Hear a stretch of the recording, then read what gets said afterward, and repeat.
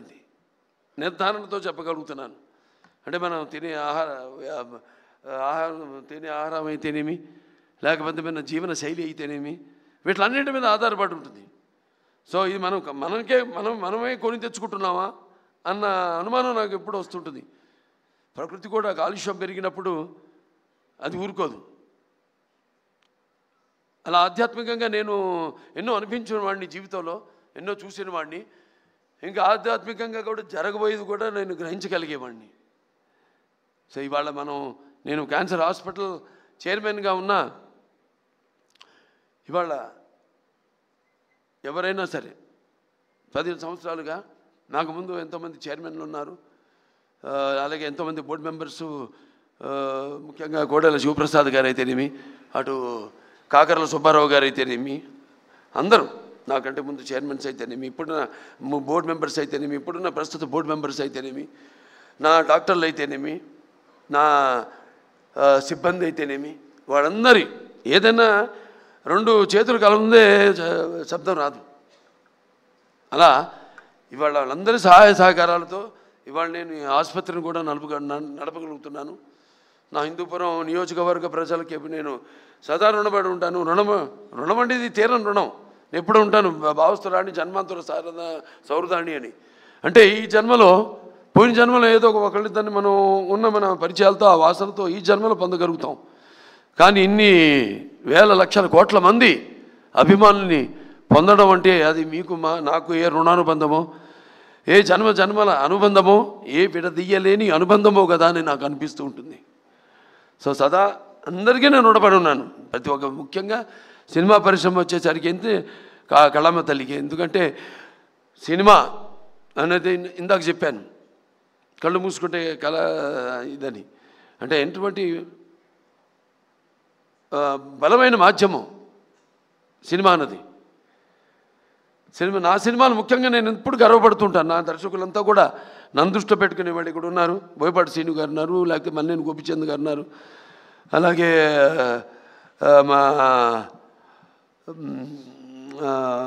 సురేష్ బాబు గారు ఉన్నారు ఇక్కడ. అందరూ, మన నందమూరి తమను, వీళ్ళందరూ కూడా అంటే మనం ఇచ్చే, ఇప్పుడు మా క్యాన్సర్ హాస్పిటల్ అంటే మాకు సైక్లోట్రాన్ అనే ఒక ఎక్విప్మెంట్ ఉంది. అది అంటే ఈ రా మెటీరియల్ FDG అంటాం, రేడియేషన్కి మేమే తయారు చేసుకుంటాం. అది బయట హాస్పిటల్స్ కూడా అమ్ముతాం మేము, బయట రాష్ట్రాల హాస్పిటల్స్ కూడా అమ్ముతాం. అటువంటి ఒక రా మెటీరియల్ నేను ఇండస్ట్రీలో, దాని వెనకాల ఎంతోమంది ఉన్నారు. ఇటువంటి దర్శకులు అయితేనేమి, మ్యూజిక్ డైరెక్టర్స్ అయితేనేమి, లేకపోతే నా నిర్మాతలు అయితేనేమి, అలాగే నా ఇక్కడ ఛాంబర్ అయితేనేమి, ఇక్కడ మూవీ ఆర్టిస్ట్ అసోసియేషన్ అయితేనేమి, ఫెడరేషన్ అయితేనేమి, కౌన్సిల్ అయితేనేమి, ఎంతమంది వాళ్ళ సహకారాలతోనే ఇవాళ నేను ఈ స్థాయికి చేరుకోగలిగానని నేను అనుకుంటూ, అలాగే ఆంధ్ర రాష్ట్రాల్లో కూడా ఇక్కడ మంత్రివర్యులు ఆంధ్ర రాష్ట్రం నుంచి ఉన్నారు కాబట్టి ఐటీ అండ్ విద్యాశాఖ మంత్రి శ్రీ నారా లోకేష్ గారు ఆంధ్ర రాష్ట్రాల్లో కూడా ఫిల్మ్ ఇండస్ట్రీని డెవలప్ చేయవలసిన అవసరం ఉంది.